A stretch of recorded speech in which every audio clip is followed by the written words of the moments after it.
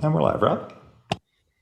Hello, and welcome virtually to the Emira Innovation Exchange at Memorial University of Newfoundland and Labrador at our Signal Hill campus in St. John's, Newfoundland. I'm Rob Greenwood. I am Director of the Harris Center at Memorial University, as well as Associate Vice President, Public Engagement and External Relations. Before we go further, we'd like to acknowledge that the lands on which Memorial University's campuses are situated are in the traditional territories of diverse Indigenous groups, and we acknowledge with respect the diverse histories and cultures of the Beothuk, Mi'kmaq, Innu, and Inuit of this province. This is the official opening of this year's International Small Island Studies Association Conference, Islands of the World 17, Sharing Lessons, Sharing Stories. It has been 3 years since we last gathered in the Frisian Islands, and I'm looking forward to hearing about what you have been up to over the past 3 trying years, or at least a couple have been certainly trying. We are also excited to meet another group of new scholars, and we're looking forward to getting to know you and your work better. While it is disappointing that we can't welcome you here in person, we are so glad that you're joining us from whatever corner of the world is home to you. And let's be honest, this whole isolation thing isn't entirely new for Islanders. A lot of work has gone into creating this rich, diverse program. And I'd like to mention my own teams at the Harris Center, the Office of Public Engagement, and the Signal Hill campus for all their hard work in organizing this event, and also the ISISA organizing committee. It was a big job, but now we're here and engaged and ready to go. While we aren't able to gather in person this year, we have been able to gather a particularly strong group of keynote speakers. These include award-winning Newfoundland and Labrador author Michael Crummey, who we'll hear from shortly, Philadelphia-based sociologist Mimi Scheller, and a special panel of folks related to the hit Broadway musical Come From Away. We're also taking a look at island arts, including a session on Newfoundland and Labrador's Quilted Collective, a group of racialized writers who tackle issues of islandness, migration, identity, and more in their work. We've also got a song session that includes musicians from Prince Edward Island, Newfoundland and Labrador, and Gotland, Sweden. And you won't want to miss that. So it's an amazing, diverse program. In addition to all that, we'll be discussing a number of new books, and we'll be streaming over 100 presentations from folks from all over the place, including Australia, British Columbia, Japan, and Malta, just to name a few. And of course, speaking of Malta, I had to include that one, of course. I'd like to introduce Dr. Godfrey Baldacchino, the president of ISISA, for his opening remarks. Godfrey and I go way back to sharing an office at the University of Warwick in Coventry, England. It wasn't yesterday. All the way back to our PhD. We have remained friends ever since, but it wasn't all fun. We've got a few things done. We had fun while we got things done. Together with our colleagues, we built what is now the North Atlantic Forum. And while Godfrey served as Canada Research Chair in Island Studies at the University of PEI, we collaborated on projects and conferences such as this one, and built amazing network around the North Atlantic Rim and around the world. Today, Godfrey is Pro-Rector for International Development and Quality Assurance at the University of Malta and a member of the Department of Sociology. He also serves most recently as Maltese Ambassador for Islands and Small States. As the executive editor of the Small States and Territories Journal, based at the Institute of Islands and Small States, he will help strengthen Malta's interests as a small state internationally through the promotion of scholarship and other opportunities. And of course, his role as ambassador encompasses all that. I am truly delighted to welcome my good friend and a leader worldwide in this field, Dr. Godfrey Baldacchino. Thank you so much, Dr. Greenwood. Rob, it's a great pleasure to be here today at the culmination of what has been a very trying and testing road deciding how to pitch this 17th Islands of the World Conference.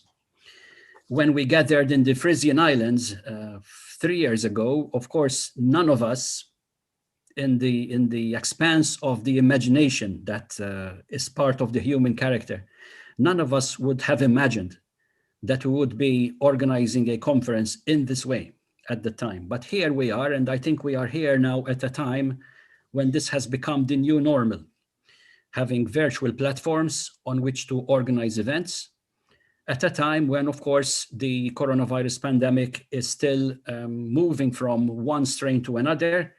Vaccines fighting variants is the name of the day. Of course, as Dr. Greenwood said as well, islanders don't need any introduction to isolation. If anything, I'm coming across references to splendid isolation these days. This whole business that kind of, the situation has resurrected the interest and the attraction in islanded places, because the isolation that is gifted to them by geography may be a blessing rather than a curse these days. Indeed, some islands are marketing themselves in the current window as COVID-free. And some islands states have actually maintained themselves as COVID-free territories around the world, even as we speak, even after 1 year plus of this coronavirus having a field day around the planet. I speak on behalf of ISISA. It's been a pleasure leading this organization for 8 years. It is the world's oldest continually established organization interested in island studies. It goes back, as you can guess from the number of this conference, this is the 17th Island of the World Conference. And we typically have conferences every 2 years. So there you go, 17 times 2 is 34. We have been established approximately 34 years. It's a loose association. We meet at our conferences, even if for the first time we are meeting virtually. And in between conferences, we try to keep in touch. Now, of course, thanks to the social media, with a variety of different ways and means, sharing this passion that we have. Islands. The different ways in which islands feature or don't feature in our imagination, in our policies, in our politics, in our economic development plans, and whether and to what extent they deserve special focus. I think this is a theme that will cut across the different 100+ papers and sessions that will run through this fantastic program. It's a theme that probably will also be referred to by our fantastic keynote speaker today, Michael Crummey, through his works, through his books. It's a theme that will be manifested in different genres. Rob mentioned songs, quilts, poetry, music. So there are many, many different ways in which this islandness business can be brought to the fore and critiqued and problematized, something that, of course, many scholars like to do. I also want to thank, on behalf of ISISA, the organizing committee of this conference, the fantastic team at the Leslie Harris Center of Memorial University. I must single out the trio of Mandy Rosell, Boyan First, and John Duff, who have been the public images and the faces, of course, behind what I'm sure is a much larger team of hardworking and dedicated folks. It is thanks to them that we are here today, able to preside over what looks like being an extravaganza of island scholarship, but also fun. And this takes me, of course, to the host of this event, Newfoundland and Labrador. It's impossible to disentangle fun from this fantastic island. I have been privileged, thanks primarily to my friendship with Rob, which goes back, I don't know how many years, longer than ISISA, I must say. That gives you a little hint. But Newfoundland and Labrador captures so vivaciously the spirit, the joie de vivre, that many of us almost take for granted, perhaps, but we should not. There's a strong spirit in many of our island communities. There's resilience. There's lots of things that we write about, that we research, but this is also something that goes beyond scholarship. This is something that you feel in the bone and not necessarily in your mind. And I want to thank, from the bottom of my heart, Rob and his team at Memorial for executing such a brilliant conference. Of course, we'll have more to say at the end of the week. I might change my mind, but I hope I won't. We will have our general meeting the ISISA General Meeting at this conference. And of course, all of you now are inducted as members of ISISA when you registered for this conference. So I hope to see you at the end of this week with more news, including where we'll be hosting our next conferences. So let the show begin. Thank you. Thank you, Godfrey. Now, before I introduce our first keynote speaker, I want to introduce Boyan first, who Godfrey mentioned. Boyan is the Manager of Knowledge Mobilization at the Harris Center, and he's an island aficionado in his own right. He did his master's comparing Fogo and Change Islands in Newfoundland with islands in Croatia, his home country. But we claim him to have Newfoundland as home now. But in the springtime, it's hard to keep him saying that, but it'll be warm here soon. Boyan has some instructions for us all. Over to you, Boyan. Thank you very much, Rob. Yes, I am afraid that our summer was a couple of days ago. I will be very short. I just have some housekeeping items that you all need to hear. First of all, please visit the conference website. I'm going to post that right now in the chat. There is going to be a constant stream of updates there, and please check your email.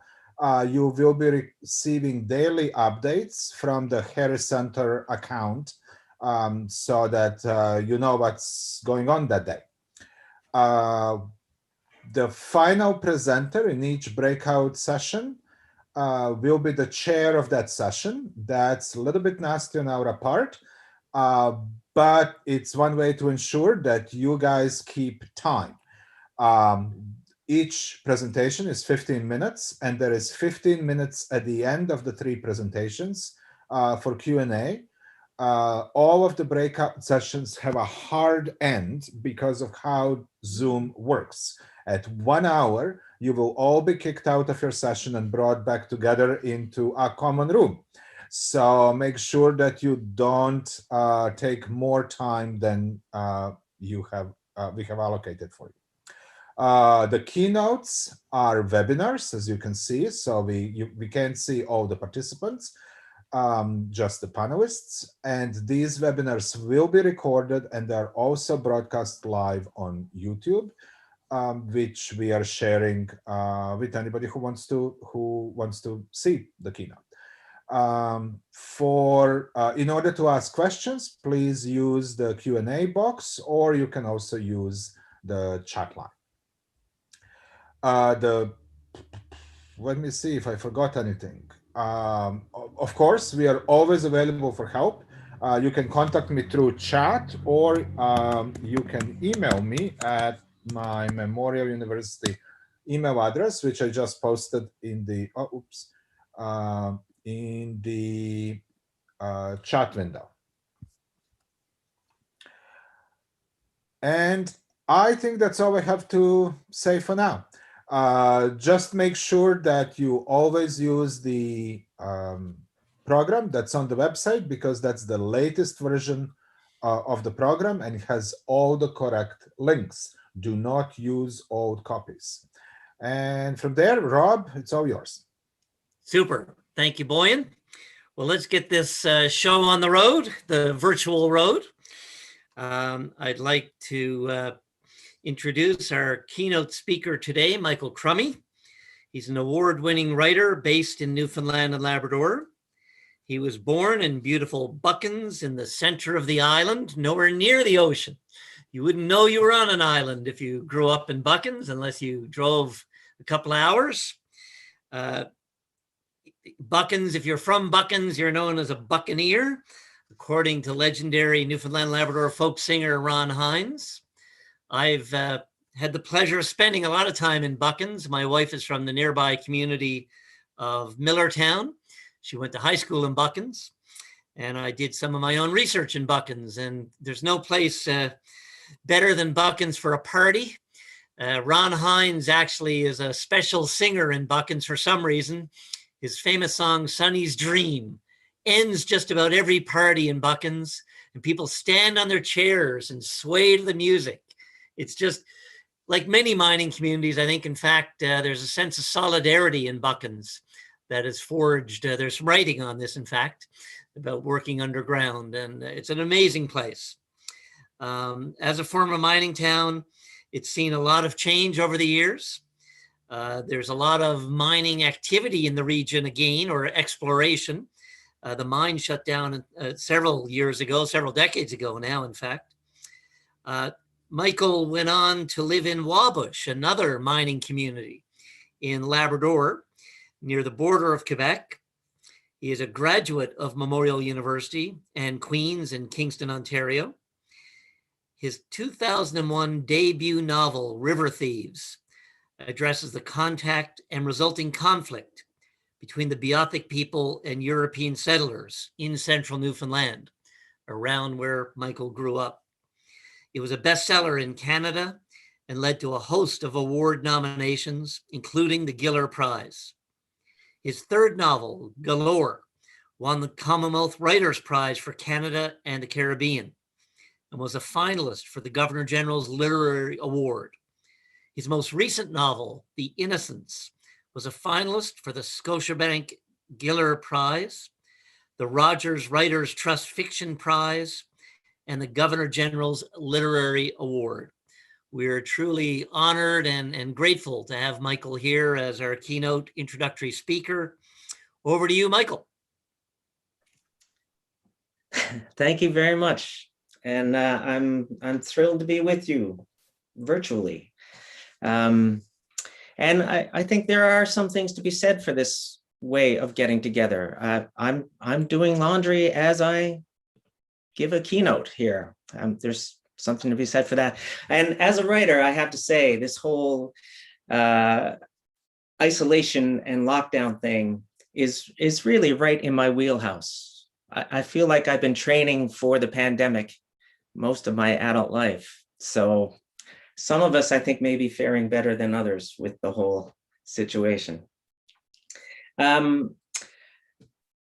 I really appreciate the opportunity to be the keynote here today. Newfoundland has been my lifetime subject as a writer. So I hope I'm not going to be just telling people things they already know. We'll see what happens. Back in 2011, Newfoundland printmaker and painter David Blackwood had a retrospective at the Art Gallery of Ontario, and I was asked to write a piece for the book that accompanied the exhibition. And I spent part of that essay talking about my summer place in Western Bay, which is a small Newfoundland outport about an hour and a half outside of St. John's, where my father was born and raised. There's a Methodist cemetery near the end of our road out there that has a few surviving gravestones from the late 18th century. And further out to the head of the bay, on a path toward the lighthouse, there's a handful of older unmarked graves. One has a small broken stone that's completely illegible, but local residents recently dated the graves back to the mid 17th century.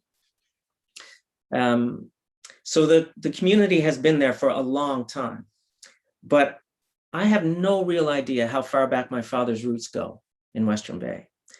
Dad knew that his grandfather was born in Western Bay, and he knew that his great-grandfather fished in Western Bay. But after that, it goes dark.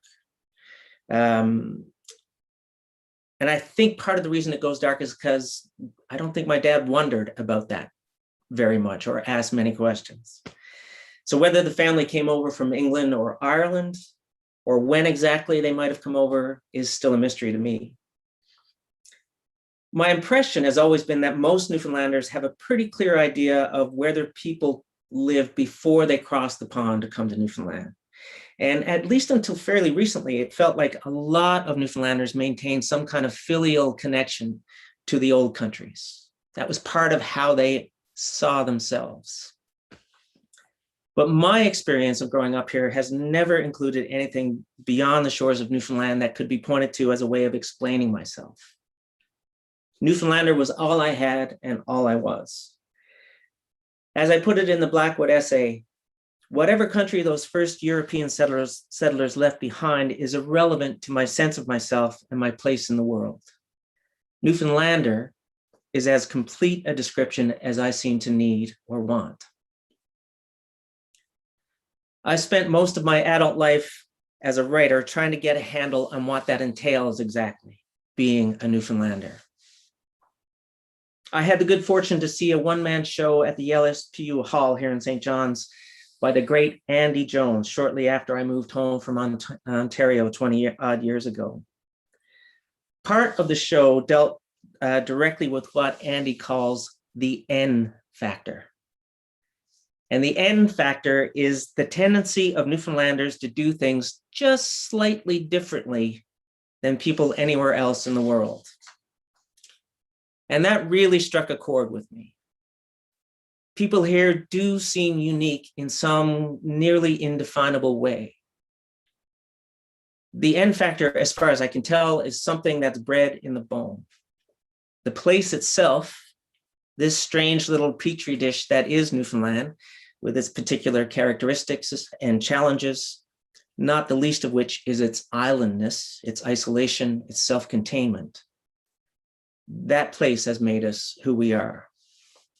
And the more I learn, the stranger and more complicated the story of who we are becomes.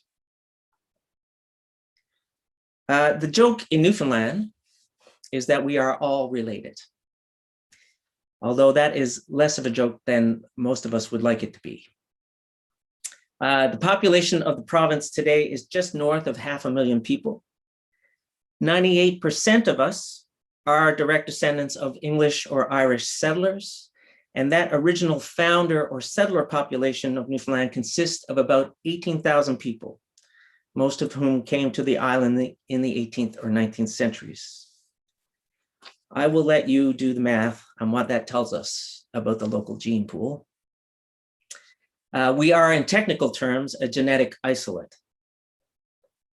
Almost all of Newfoundland's communities, with the exception of things like Buckens, which was an interior community, a mining town, but outside of those few exceptions, all Newfoundland communities were founded as fishing communities, and they were settled at the very edge of the coastline or even off the coast on nearby islands to be as close to the fishing grounds as possible.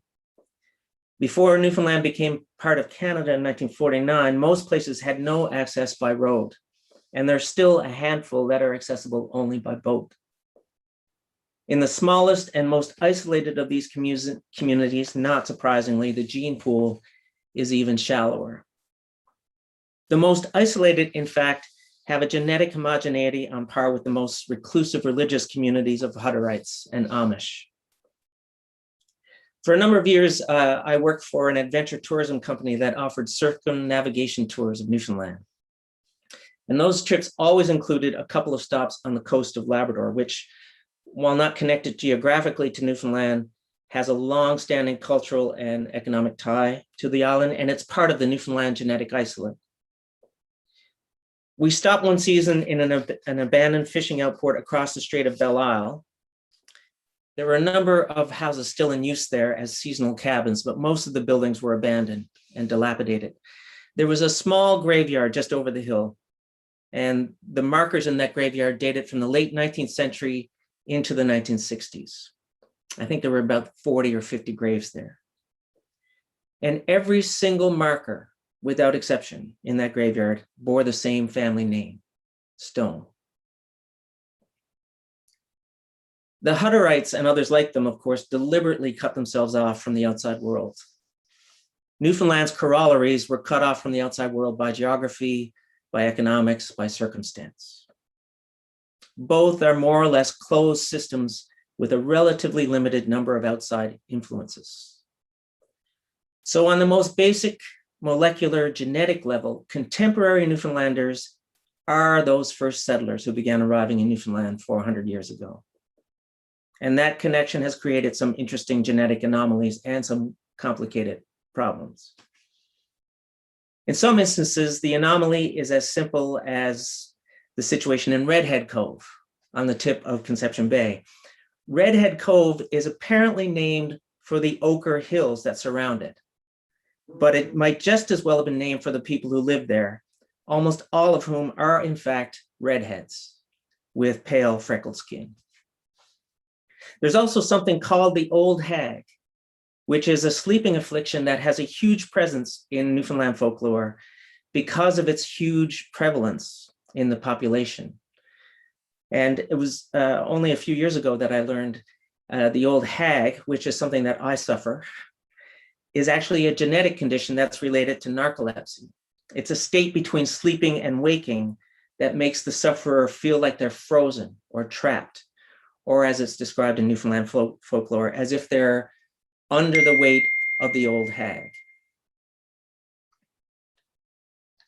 In other instances, these genetic anomalies are more dire. On the Southern Avalon, an especially rare aging disease crops up. Large numbers of people in some outports have inherited hemophilia from ancestors afflicted by that rare disorder. Other Mendelian disorders, including multiple endocrine neoplasia, hereditary non-polyposis colorectal cancer, and Bardet-Biedl syndrome, occur at much higher levels in the Newfoundland population than in other parts of the world. Our relatively static genetic history has made Newfoundland a remarkable resource for the study of things like founder effect and genetic drift, and for the genetic mapping of common and complex diseases. And there's been a ton of genetic and molecular research ongoing in Newfoundland for the past 20 or 30 years. On a less molecular level, that dense web of genetic connections in outports has had an enormous impact on the cultural practices of Newfoundlanders. I've always been struck by the incredibly complex map that older Newfoundlanders hold in their heads, in which every person they know, both living and dead, is connected to everyone else in the community or the bay or on the shore by branching roots of marriage and family relation, by religious and party affiliations, by shared work and experiences. And these people can follow those threads for hours at a time, as if they're walking across a landscape and naming the features as they go. Everyone in those old outports was related to everyone else, often genetically, and certainly by shared history and experience and concerns. The layers of interconnectedness by which people identify with one another here is one of the reasons for Newfoundlanders' well-known willingness to go out of their way to help neighbors, their sense of responsibility to each other, their openness, and their generosity. People from away who come to Newfoundland are usually taken aback by what appears at first to be a complete lack of personal or social boundaries. A friend of mine who came here from Vancouver talked to me about this. She said it took a year after she moved to Vancouver before anyone she had met at work or in other circumstances, people she liked and who she got on well with, it took a year before any of them invited her for a meal or out for a drink or to some other social event. But when she landed in Newfoundland, she felt as if she was immediately taken in and embraced, that people went out of their way to make her feel included, to feel at home. And that difference is part of the reason she decided, after living back in Vancouver for several years, to move here permanently. It took her some time to finally come up against that same boundary here, but it does exist. The way she described it was, if the wall that people put up when they're interacting with acquaintances or casual friends in Vancouver is here, the wall in Newfoundland is here. So it can feel to someone from away as if they're on the inside immediately, but they're not on the inside. And coming up against that wall unexpectedly when you already feel like you've been treated more or less like family can be disorienting and hurtful. That wall also accounts for the undercurrent of xenophobia that sometimes gives the iconic Newfoundland phrase for outsiders, come from away, an air of aggressive close-mindedness. If you can't trace a connection back multiple generations across multiple families, then you aren't really a Newfoundlander, and you don't really belong here.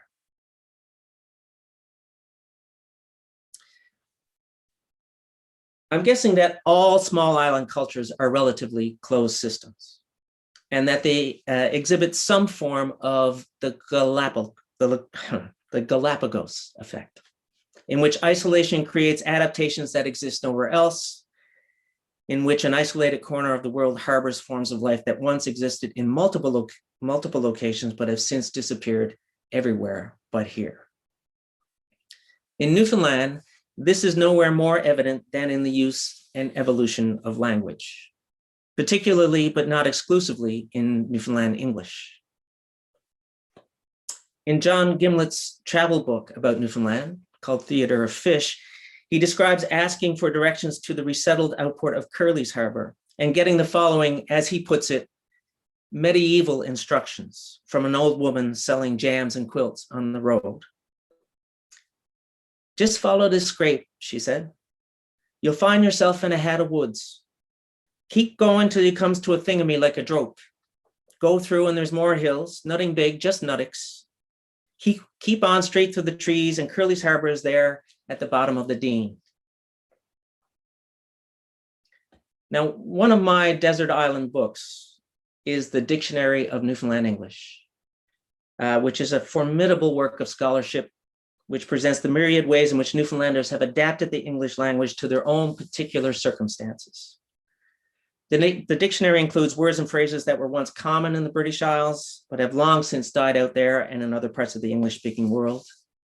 It includes English words still common elsewhere, but that have taken on meanings and uses particular to Newfoundland, and words and phrases that appear to have entered the language for the first time in Newfoundland. The book runs to well over 700 pages, and there have been a number of supplements to the original edition. Over the years, I've read it cover to cover several times. I grew up with a lot of Old and Middle English words like scrape and droke and nuttock, as that woman used in her directions to John Gimlet. I have to admit, though, I'd never heard of a Dean. It's spelled D-E-N-E in his book. So I went looking for it in the dictionary with no luck. So it's entirely possible that Gimlet misheard what the woman said or misspelled the word. But as always happens when I pick up the dictionary, I started idly leafing through it. In outports along the north shore of Conception Bay, including in Western Bay, you will find road signs with the medieval word for lane, a drung. There's Nellie's Drung and Cooper's Drung. We pass Roman's Drung on our way to one of our favorite dog walking trails here in St. John's. My grandfather always referred to a light, brief fall of snow as a dwy. We're having a dwy of snow now, she'd say. My Aunt Helen will often complain if she's been sitting too long that her arse is dunch. It's gone numb on her. And that's just a couple of moments in the D's. Many of the words that were first coined in Newfoundland, not surprisingly, are related to the physical world of the place, an attempt to name or classify the natural surroundings that the settlers relied on for survival. The land wash, for example, that is that liminal space of a beach that lies underwater at high tide and is terra firma at low tide. It's the margin of both land and sea, which makes it an incredibly rich and productive space. Sunkers are dangerous submerged rocks that the sea breaks over. Tuckamore is a term for dwarf spruce and juniper that survives the winds here by growing horizontally rather than vertically. And it forms a dense weave of vegetation that's almost impossible to beat a path through. There are a raft of local names for seabirds: tickleace and tinker and tur, box and hagdowns and shags. By contrast, songbirds, which played no particular role in the work and survival of Newfoundlanders, have been linguistically ignored for the most part. In some areas of the island, people know songbirds by two categories only. There are robins and there are all other songbirds, which are known simply as grassy birds. Seals were central to the lives of Newfoundlanders. They served as an essential source of food in the spring of the year when winter supplies and stored vegetables were running low, and a rare source of paid employment in the commercial seal hunt. So seals were categorized not just according to species, but also age and size and condition, which gave us bedlamers, dotards, jars, nogheads, ragged jackets, turners, white coats, among others. And a bedlamer, which is an immature harp seal that's approaching breeding age, also became a common word for a youngster just starting out in the fishery. The sea ice that the animals were hunted on also received its share of distinctions, from ballycatter to clumper, from sish ice to slob ice. The floating pans that made up an ice field were often not large enough to hold a person's stationary weight, but they could be traveled across by jumping quickly from one pan to another, an activity known as copying. Although the oral variants include cocky, cobby, cootie, cooking, cooney, and many others like that. It was a really tricky business, a dangerous business, and not surprisingly, it was a favorite activity of youngsters when sea ice came into the harbors, with children following or copying a leader in a line across the ice. And that childhood game was a form of training for the deadly serious work of sealing on the Labrador ice floes.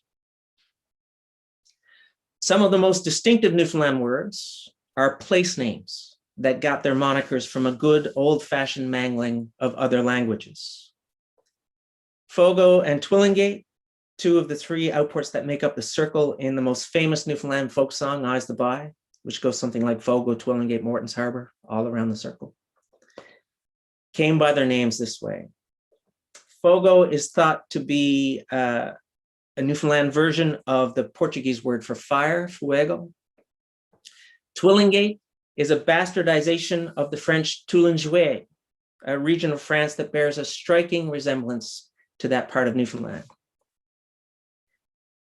My favorite example of that sort of transmogrification is this one. There was a French community on the south coast of Newfoundland known as Bay d'Espoir, which translates as Bay of Hope. Over time, though, the Newfoundland mispronunciation has shifted Bay d'Espoir to Bay Despair. So Bay of Hope has become Bay Despair. And there is something in that transition that I can't help feeling speaks to the merciless history of the place and to a dark sort of humor that is endemic to Newfoundlanders as a coping strategy. Even when it's completely unintentional, we are making a joke of just how bad things can get around here. One of my favorite things about having a place in Western Bay, and my wife and I have owned it for about 15 years now, was getting to spend time with John and Mary Fitzgerald.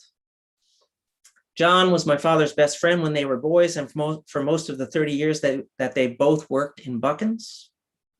Mary was from Fortune Bay originally. She moved to Buckens as a teenager to work as a nanny before being hired to work the kitchen and laundry at the cottage hospital, where my mother was just starting as a nurse. Mary married John shortly after my mother and father were married. Growing up, I knew them as Uncle John and Aunt Mary, although there's no blood relation. And they were kind of surrogate parents to me my entire life. They both recently passed away, but for years, my visits to Western Bay involved visits with John and Mary, sitting around their kitchen table or living room to hear them talk. The world John and Mary were born into was pre-Confederation Outport Newfoundland, and that world defined them to their last days. John set a garden of potatoes every summer into his 80s. He took the quad into the back country to cut his winter's firewood. Mary had one troublesome shoulder that she doctored herself by punching it with the opposite hand viciously and repeatedly. Both of them found their way into my writing in one form or another, and I was constantly lifting stories or phrases or words from my conversations with them. John and Mary once told me a story about a man from up the shore, as they put it, who had died and was about to be buried. He was laid out up at the altar during the funeral when he suddenly sat up in his coffin. He'd been dead for 3 days by then, but he felt well enough that he walked home from the church. And the coffin he was about to be buried in was made of good lumber that couldn't be wasted. So he made a daybed out of the wood, and he slept on that for years until he died the second time, for good in that instance. Now, I've been hearing this story or stories similar to it all of my life. John and Mary's version had a couple of details that were new to me. The walking home from church was new to me. The coffin converted to a daybed was new to me. But the central elements of that story are used all over Newfoundland. Annie Proulx, the American writer, obviously heard it when she was living on the west coast of Newfoundland, and she used it in the shipping news, both the very good book and the terrible Hollywood movie. And it seems to me that the reason this story is so common here, other than the fact that it's a good story, is because it encapsulates something essential about our experience of living in this place. A story that communicates something of our common understanding of the world and that has been shaped and honed by the specifics of life in Newfoundland. It's part of our cultural DNA and resonates with us as more than just a story, even if we couldn't say why exactly. Newfoundland has always been a difficult place to make a go of it. The fishery is a dangerous and unpredictable undertaking. The ocean is mercurial and often brutally savage. The land is basically a soilless rock in the North Atlantic with a subarctic climate. The economic and political history of the island is littered with disaster. And for all that, against enormous odds, people have persisted. And the story of the apparently dead rising from the coffin just before being buried, that unexpected resurrection when it seems all hope is gone, is a metaphor for that unlikely persistence. The other really interesting thing about this story is the way in which it was told by John and Mary, and by anyone else I've heard tell it. It's not presented as a tall tale, but as a factual occurrence. John and Mary presented it in the same way they offered stories about the weather or gossip about the goings-on in Western Bay, as if it was absolutely true. It seems to me that Outport Newfoundlanders have always lived between two worlds. There's the challenging, often terrifying natural world of ocean and rock in the North Atlantic. And then there's a kind of netherworld populated with ghosts and fairies, with the supernatural teachings of the church, with superstitions and folk cures either imported from the old countries or created on these shores. And those two worlds, like the land wash that was both land and sea, were equally real and equally important to those people.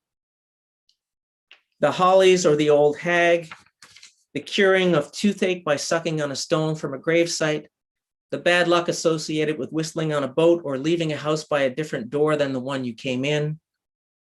These things existed alongside the unpredictable weather and the tides and the poor soil, and their influence on people's lives and understanding of the world was just as real and just as strong. My third novel, Galore, was in part an attempt to recreate that liminal space in which Newfoundland outports existed. I remember while I was working on the book, I asked John and Mary if there was any talk of casting spells or witches when they were growing up. John got up from his chair as Mary was telling me about a doctor in Fortune who was considered a witch. I thought maybe he had gone to the washroom. Eventually, I noticed that he hadn't come back to the table, and I asked Mary if I'd said something to offend him. She said, "Oh, he won't talk about this stuff." Talking about those things was somehow an invitation to the otherworldly, opening a door to let it enter your life, and John was having none of it. Another part of that old world disappeared when we lost John and Mary in the last couple of years. And it does feel often like modern day Newfoundland and Newfoundlanders on the surface bear little resemblance to the ways and people of the old outports. But I learned while working on Galore that you don't have to scrape very hard to find much of that old world still present below the surface sheen of the place. I had a meeting with some friends of mine who run a theater company called Artistic Fraud here in St. John's while I was working on the book. Once we finished with our business, we were just talking about what we were up to. I mentioned this book, the crazy folklore I was trying to collect, to include. And my friend Tim said, "Oh, I should tell you about my sister." Tim's sister was born, he said, afflicted with warts, covered from head to toe. And the doctors couldn't do a thing to help her. His mother eventually got word of what we call a wart charmer on the west coast of Newfoundland and managed to track her down by phone. And the woman she spoke to wanted to know the girl's name and her age. And she said, "I'll take care of this." And Tim's mom said, "Well, do I need to do anything or can I send you some money?" And she said, No, I'll take care of this." And when Tim's sister woke up the next morning, all of the warts were loose in the bed sheets around her. And there wasn't a mark on her body to say they had ever been there. Tim said they had to shake the warts out of the bed sheets, and there was about enough of them to fill a quart jar. Now, this isn't a story I heard from John and Mary about something that happened generations ago. This is someone my age who grew up in the Goulds just outside of St. John's. So all of that stuff, it feels like it's still with us just below that surface. The one question I usually get when I tell this story about Tim's sister is that true? My response has always been, doesn't matter. It does not matter if it's true. What matters is that Tim tells it as if he believes it to be absolutely true. The story is part of his reality, part of how he understands the world. Its details are an intimate part of the place he was born and raised in, and part of how he sees himself. And it has now become part of how I look at Newfoundland and Newfoundlanders and how I understand who we are. I'm almost through here. But I do want to make a bit of a left turn at this point, if you will allow it. This discussion of Newfoundland's history and population, of course, posits a remarkably homogeneous group of people, both genetically and culturally. That's changing, slowly but inevitably. When my daughter graduated from Holy Heart High School about 10 years ago here in St. John's, there were 93 countries represented in her graduating class, which is something that would have seemed completely ludicrous a generation earlier. And in most discussions of Newfoundland and Newfoundlanders, including this one so far, there is a gaping absence, and that absence is Indigenous. Even when the notion of First Peoples is brought up here, it's usually a reference to the Beothuk, the Indigenous people who disappeared into extinction sometime in the early to mid 19th century. They are an absence themselves, even when they're brought up. They're a ghost that haunts our presence, but has no claim on or active role in it. When Newfoundland joined Canada in 1949, there was no mention whatsoever of Indigenous peoples in the negotiations or the terms of union with Canada. They were ignored completely, and much of our history since has followed that precedent. The Innu and Inuit of Labrador were, well, in Labrador. And the Newfoundland government's relationship to Labrador has always been a colonial relationship. We're happy to exploit the abundant natural resources of the place, but outside of that, the issues facing both Indigenous and non-Indigenous residents of Labrador have been ignored or addressed half-heartedly or completely bungled. On the island of Newfoundland, the community of Mi'kmaq seemed barely to exist. When I was growing up, there was a family that lived just outside the borders of Buckens, who I knew to be Jackie-tars. Now, I was an adult before I realized that that meant they were indigenous. That all the talk of jack guitars I'd heard growing up, and there was a lot of it, was a reference to people with indigenous roots.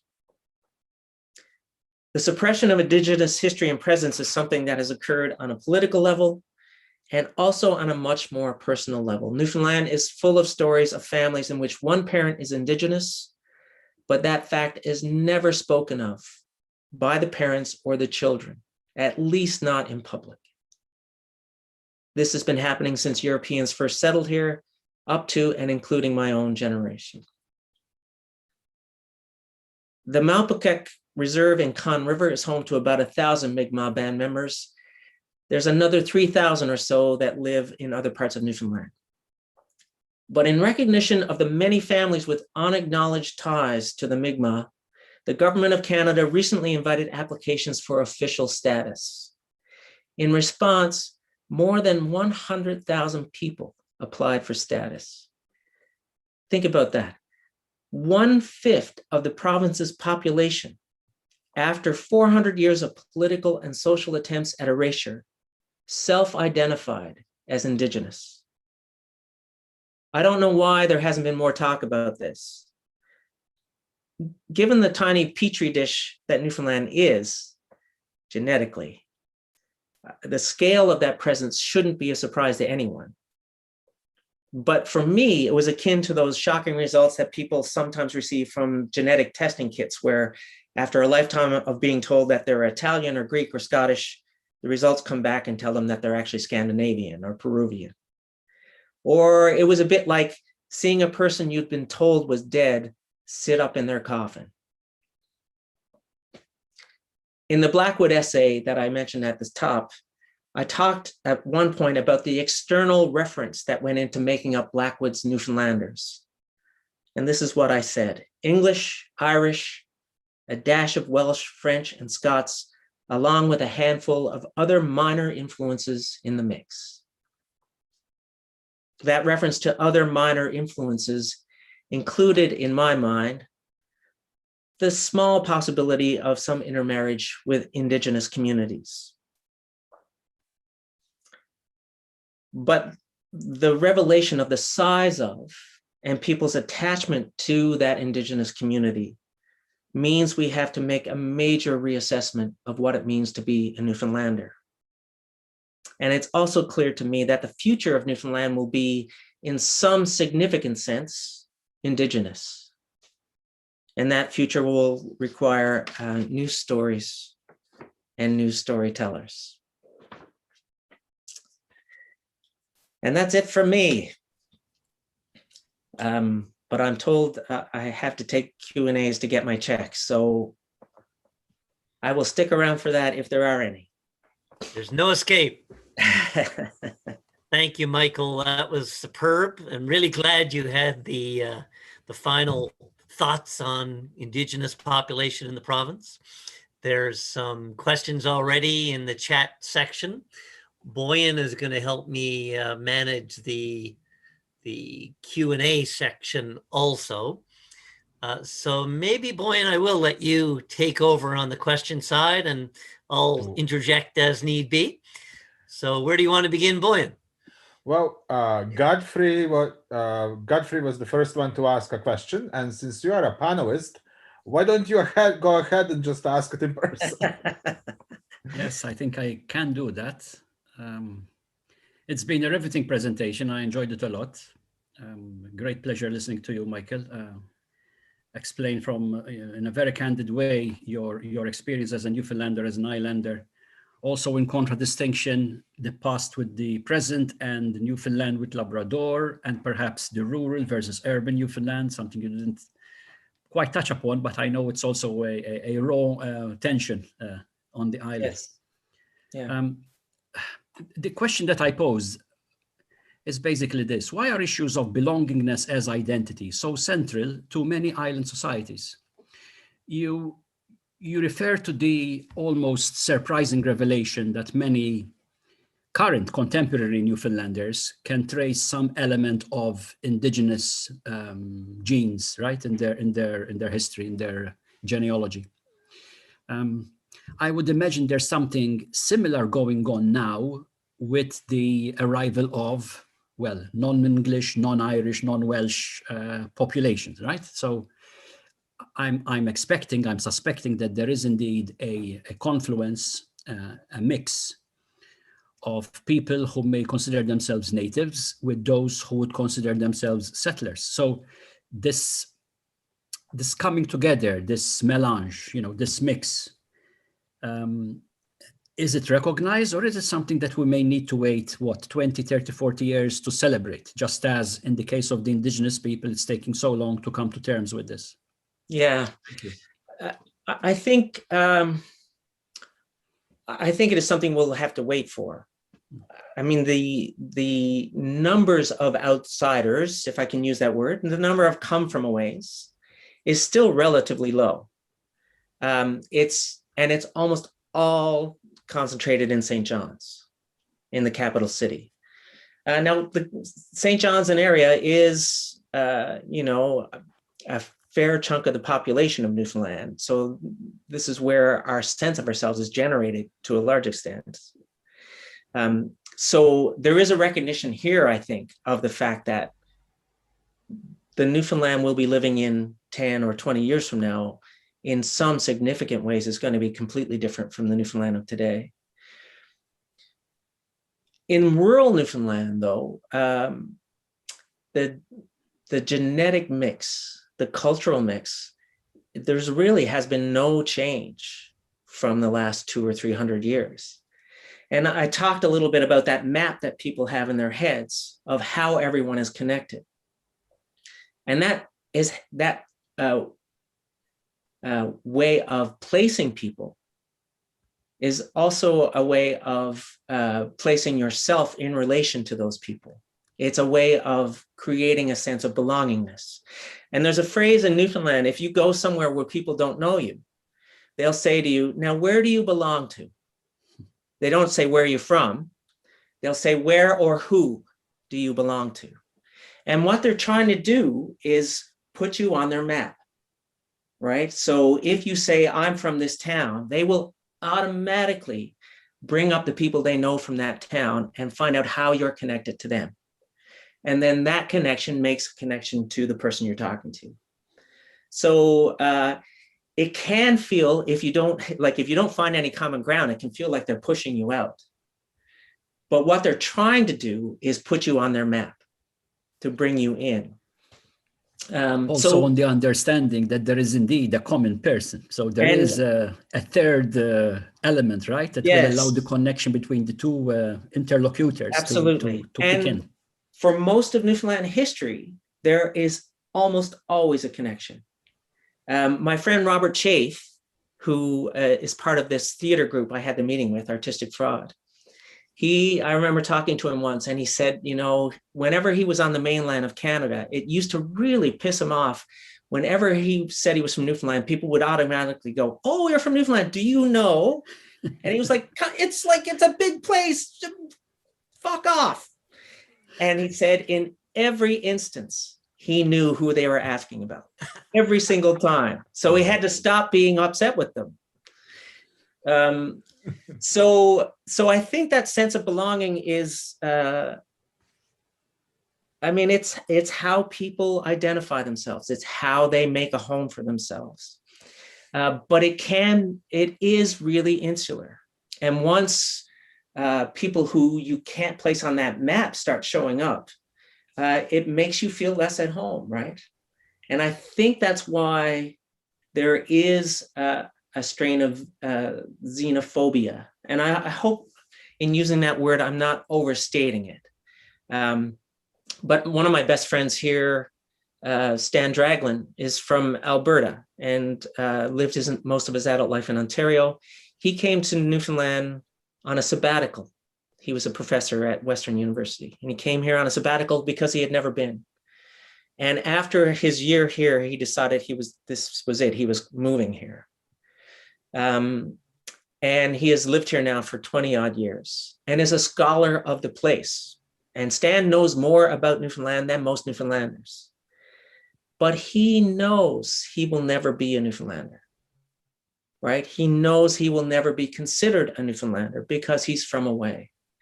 And there's something almost a little bit heartbreaking about that, because he loves the place so much and feels so at home here. He feels like he belongs here, but he knows that there's that wall and he will never get inside that particular. Yeah. Sorry, that's a long answer to your question. No, I understand completely what you mean. I spent 10 years living practically full-time on Prince Edward Island, and the resonance is similar. Yeah, I don't know, Bowen, is there anything in that you wanted to respond to? I don't know if that's something you recognize or. Yeah, no, it's funny. I had a conversation with a good friend of mine who we were talking about that, and I said that I would never claim Newfoundland status because I'm clearly from away. And I mentioned, and I said, I don't know what that means for my kids. And he looked at me like I just sprouted a second head. And he said, the girls are clearly Newfoundlanders. Because, the older one, they went to Bishop Field and Brother Rice and Holy Heart, and one works at Mumu's. That's it. Right. So it's interesting how quickly he's a born and bred Newfoundlander, right? How quickly that connection does happen. Yeah. But also I think it's important to recognize that I would never claim that status as much as I love this place, right? Yeah. We have a couple more questions here. Sure. Maybe Boyan, I want to jump in on this Sure, one first, but we have lots of time. Michael, there literally is no escape until we'll go to noon if we need to. We may not go that long. But just on this topic, because this one is close to my heart also. I was born, I don't admit this very often, in Toronto.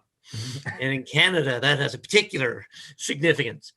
But my mom was from Newfoundland. My dad was in the Navy, and they moved back. We came back to Newfoundland when I was 7. So I grew up here. I've moved away a few times. I often start workshops that I do a lot of in normal times, asking when people introduce themselves at the start of a workshop, say your name, where were you born, where do you live, and where do you belong? And I've even done that. I'm asked to guest lecture in a labor market class in economics at MUN every year, Tony Fang's class. And 2/3 or more of the class are international students. And it always leads to an amazing conversation because many people from around the world, elsewhere in Canada, have never even thought of it that way. But when they think about it, I think it does really resonate. And Michael, you probably will know the reference. I can't remember the author. Some famous Canadian author referred to Toronto as the hotel of the world in a positive way, as if everybody can be in Toronto and feel belonging. And maybe there's a spectrum here, but to me, I don't want to live in a bloody hotel. So is there a happy place somewhere in between, or is it different in kind because we need more immigrants and we need to celebrate and incorporate our Indigenous people and vice versa. So right. Do you any thoughts further on that? And then Boyan, you can go to the next. Yeah, I think to Bowen's point about his kids, I do think that there is a pretty quick, there's a famous family in Carbonear, which is near Western Bay, a Chinese family that opened Fong's restaurant and motel. And Fong Sr. came here from China and, established this iconic business. And I remember seeing an interview with his son who, he said, people are always saying to me, you should go to China. You should go visit to see where you're from, And he said, can you imagine me now? He said, a Bayman in China? What would I do there? And he was Bay to the core. You could hear it in his voice. You could hear it in the way that he spoke about the world. So I think that very quickly, Well, the people who come here change the culture, and the culture changes the people who come here. And I think that there's, you know, which way the balance falls that will be who Newfoundlanders are in the future, you know. I used to worry a lot about the dissolution or the loss of Newfoundland culture, of the old Newfoundland. And what I've realized over time, of course, is that there's no such thing as real Newfoundland, or, you know, there was no time preserved in amber where Newfoundland was Newfoundland, and what we have now is some pale shadow of it. Newfoundland has always been in process, you know. What's happening now, I have a friend who's a folklorist who said that Newfoundlanders have always been modernists, that whatever has washed up on the shore, if it's useful, then they take it. Like, nobody says, no, that's not the way we do things around here. They say, oh no, this is a better way to go about it, so let's do it. And so I think what's happening now is just there's more stuff washing up on the shore. So things will change more quickly, and more things will probably disappear. But I feel like at the core, there's a root to this. We're still an island, and there's an old culture that will continue to shape who we are going forward in some significant way. Great opening, Boyan and Godfrey and Michael. Next thought, question from our audience, Boyan. Okay, before I go to Laurie's question, I really like that comment about exchange of cultures. I can't claim that I contributed much, but there is a bunch of Newfoundland teenagers who love pork and sauerkraut, and, and I will defend Tautons and fresh cod fish cakes with my dying breath. Laurie's question. What does the word islandness mean to Newfoundlanders? Is it fair to suggest that Newfoundlandness equals islandness? In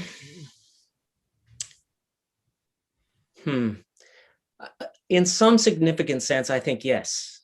I mean, there's that song, the Joan Morrissey song, the sea, oh the sea, the wonderful sea, long may it roll between nations and me, is it?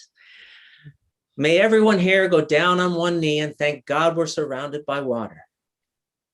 I think there is a real sense that our self-containment, in a way, is a part of who we are and has made us who we are.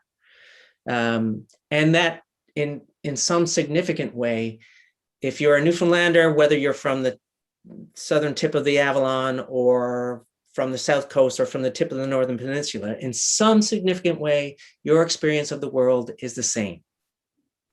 And that we are therefore related to one another in that way. But I think things are changing so quickly that the sense of what it means to be an island is completely different now, you know, than it was when I was growing up.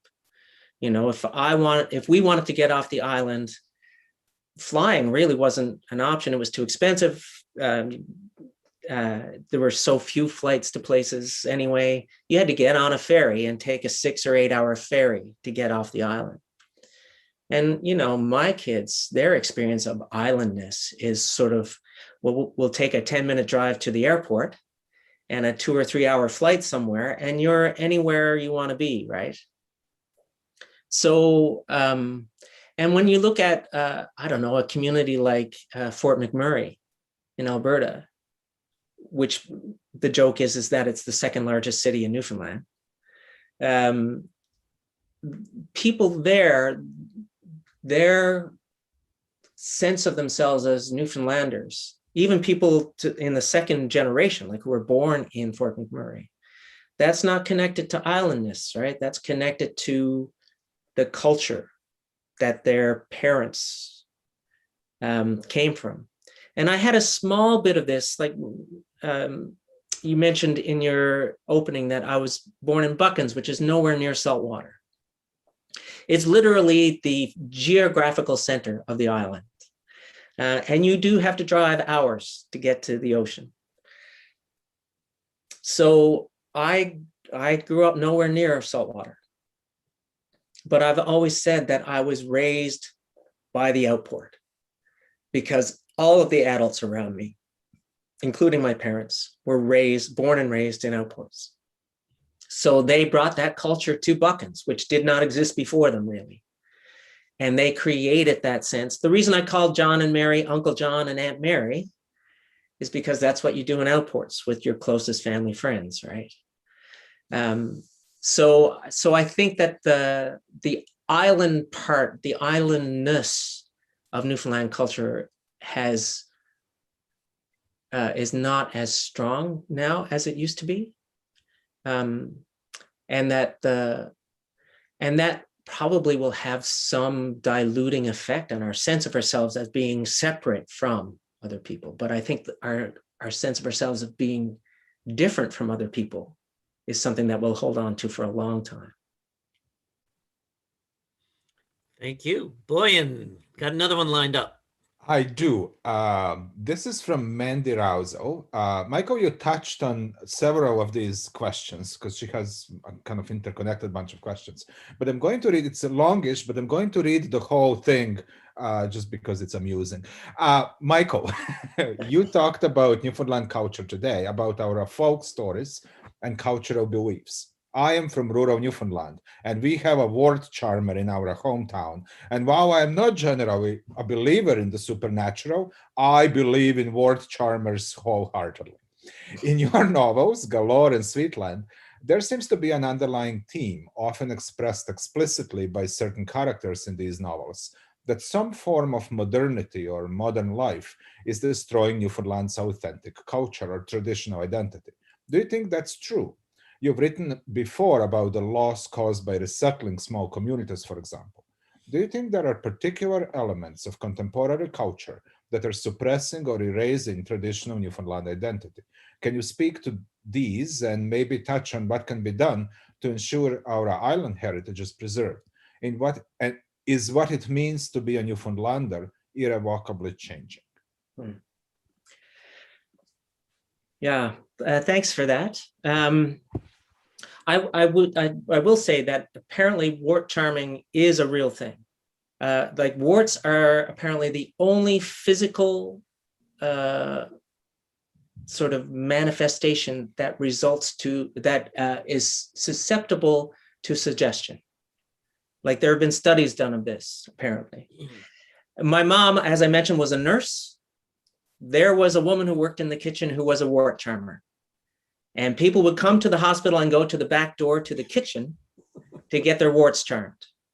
And this woman would make them drink a cup of tea. And then she would turn that cup upside down in the top shelf of the cupboard. And she said, now no one touches that cup until the wart disappears. And the wart would inevitably disappear. So take that for what you will. I have talked about, some of the novels, like Sweetland, for example, is a novel about resettlement. And in that novel, the main character is kind of an iconic old-time outport Newfoundland man. And in some ways, he's modeled on John Fitzgerald.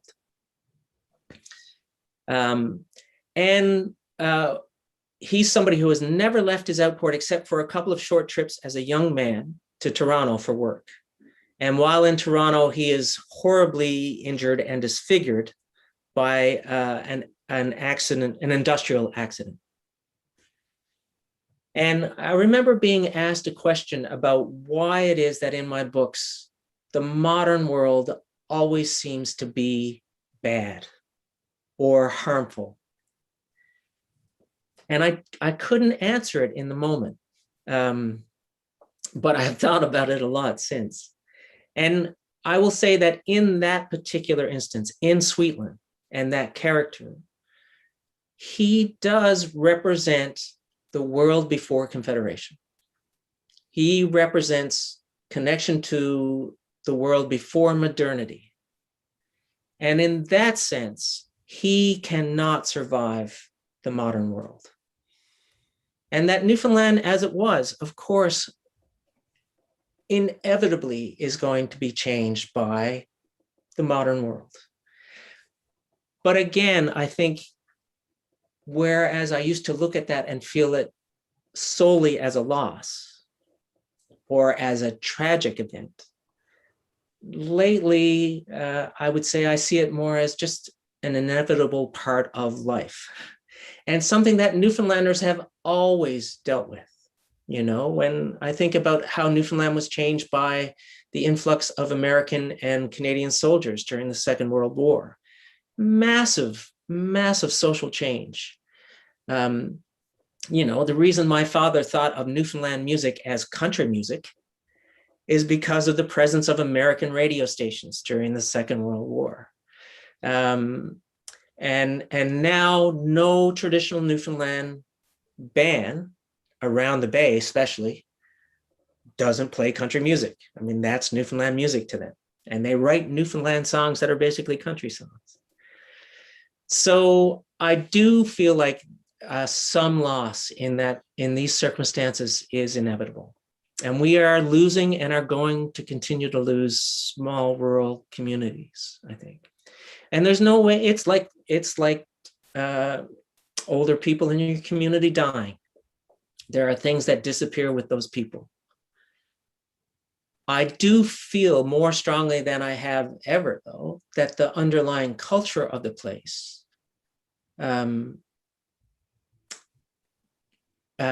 continues to shape us, that it continues to tell us who we are. Like the stories we tell ourselves about Newfoundland and about what it is to be a Newfoundlander continue to shape our cultural DNA. You know, like my kids grew up in a world that I couldn't have imagined when I was growing up in Newfoundland in the 60s and 70s. In the same way that the world that I grew up in, my parents could not have, in their wildest imaginations, they could not have imagined the life I had as a child. But I am shaped more by my parents than I am by watching Get Smart or Sesame Street. And our kids are shaped by us more than they are by rap music and YouTube, you know, or at least that they're still recognizably Newfoundlanders, despite the fact that they can sing along with Jay-Z every word. So I think that's, you know, is there anything to be done? I think we have to recognize and value what we love about the place and about the culture, and do whatever we can to highlight it and to make it part of our lives. But ultimately, things are going to go the way they're going to go. And we will still be here on the other side of it. Altered, but still recognizable, I think. Thank you. Boyan, another one? One more question from Laurie again. Do young people who go away for education, for work, for love, feel the same urge to come back, which earlier generations seem to have, yourself included?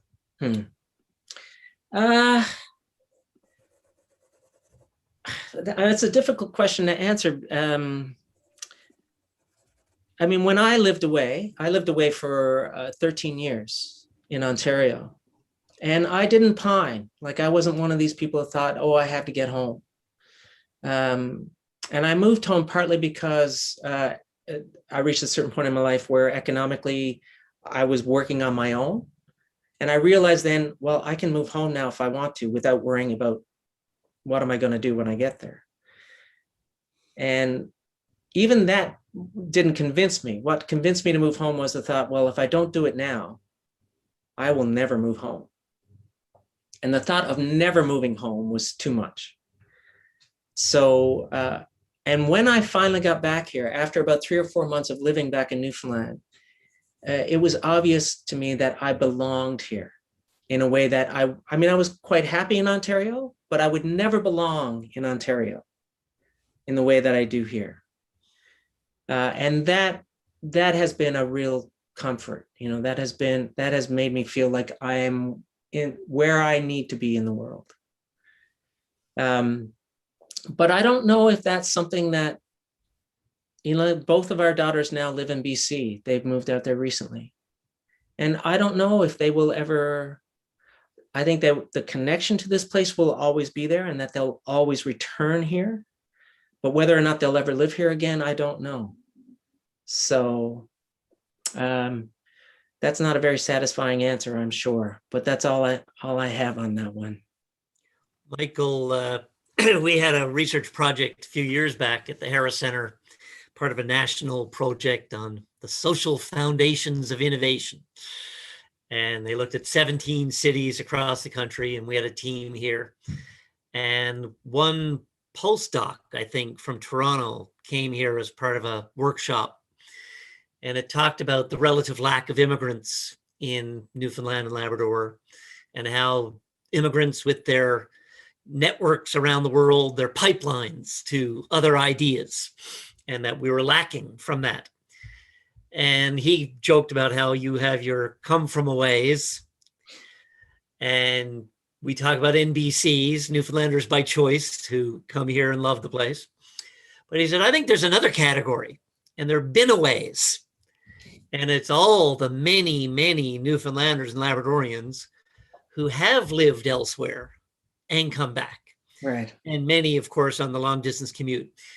And so those, and some of those people who go away for 10 years and come back say they find it hard to integrate back. But they still have a foot in both camps, maybe. Right. Is there a special place for people like you and in helping connect the reality or the historic identity with some of those pipelines to beyond, or what's your thought on that? Yeah, I don't know if I've ever really thought about that, to be honest. The term I heard for people who've been away who come back is BFAs, back from a ways. So come from a ways and back from a ways. I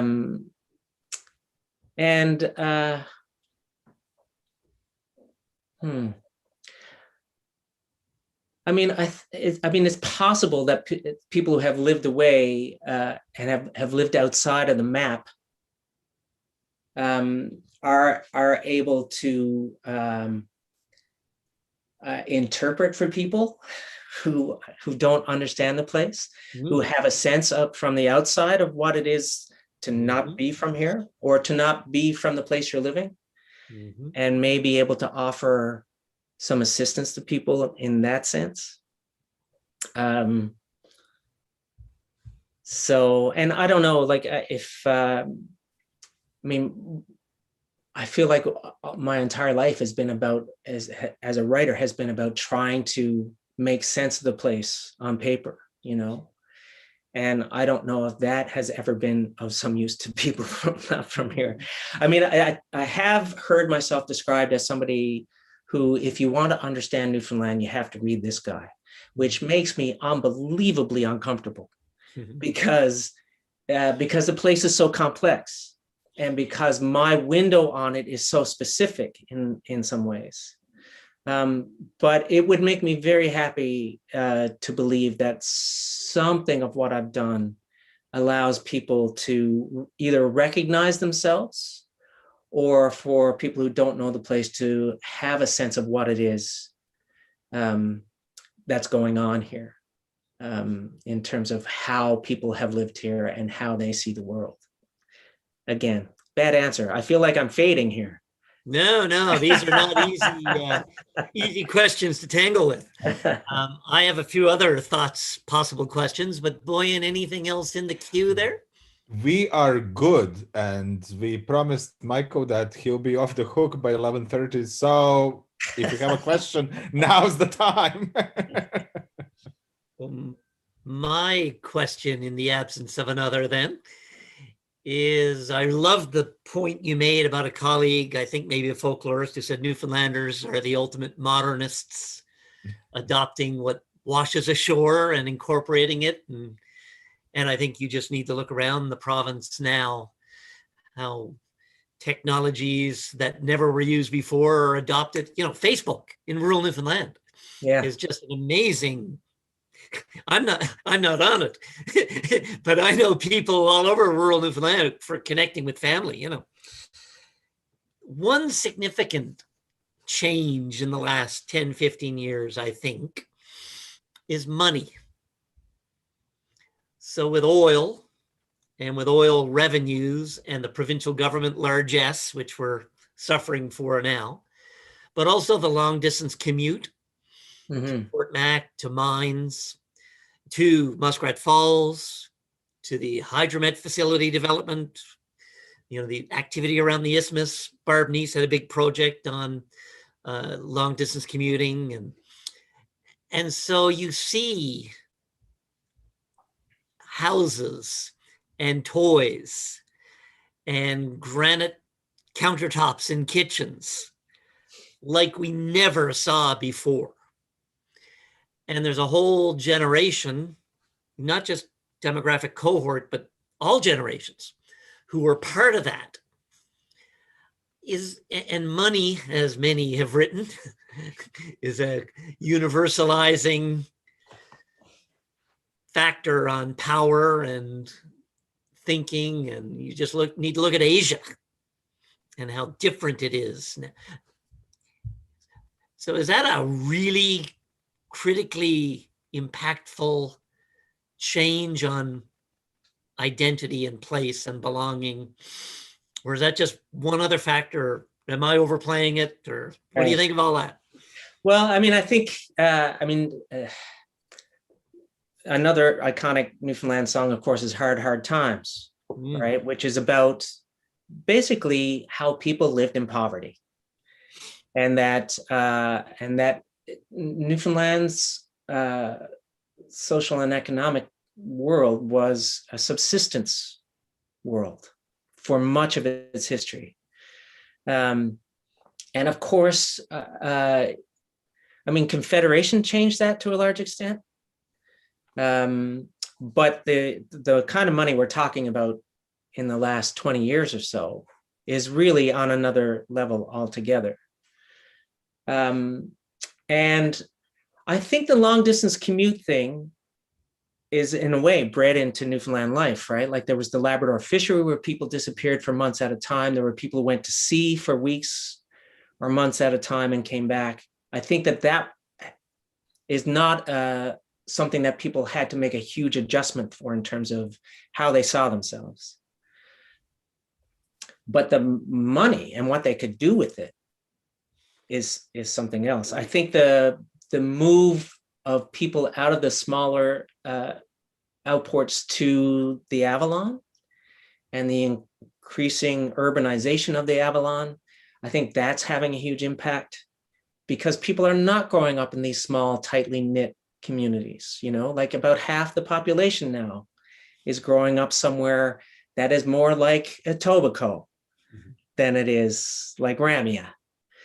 And I think inevitably that changes how people interact with one another, how they feel, what they feel they owe to one another, what a neighbor means and what it doesn't mean. I do think the crash that we're seeing, the oil crash, the economic tailspin that Newfoundland has already entered and which looks like it's about to get a lot worse. That to me feels like the old story. Like that to me feels like hard, hard times again. And so I don't know how long-term the money impact will be. I think the hangover of the loss of it is something that the culture has always been dealing with. And that may just make us feel more like old-time Newfoundlanders in the final analysis. We can clue up now. I have a few closing comments, but Godfrey, before we do, did you have any final thoughts or very quick question? Well, a comment rather than a question. I've just posted in the chat, plus ça change, Plus c'est la même chose. It seems that we've been there and we find ourselves back again. While of course we are changing. I mean, this is really interesting because Michael made it clear that culture is not fixed. If culture is fixed in time and space, then there's something wrong with it. It's a skeleton, right? Yeah. For culture to be vibrant, it needs to change. And this is a trajectory, therefore, and we're on it. But at the same time, we are participants in that journey. So even as we're talking today, this morning, this afternoon, we are making Newfoundland culture. We are deciding, thanks to Michael, what we should talk about in a conference like this. So I want to thank you for setting the tone of what should be a very engaging week. And good luck with your next book, Michael. You haven't told us anything about it yet. I don't know anything about it yet. Thank you, Godfrey.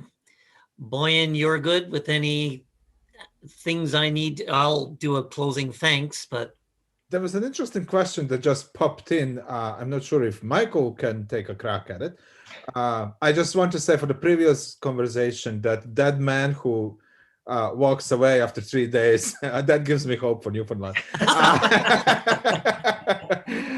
So Tiona Morrison says, during COVID, did islanders revert to using their own resources again, like they did historically? In terms of like growing gardens and things like that, and I mean, I think it seems to me that it happened all over the world, that people like flooded the garden centers and started growing their own food and stuff, almost as just to have something to do while they were stuck at home. And I think in rural Newfoundland, people have never stopped doing that.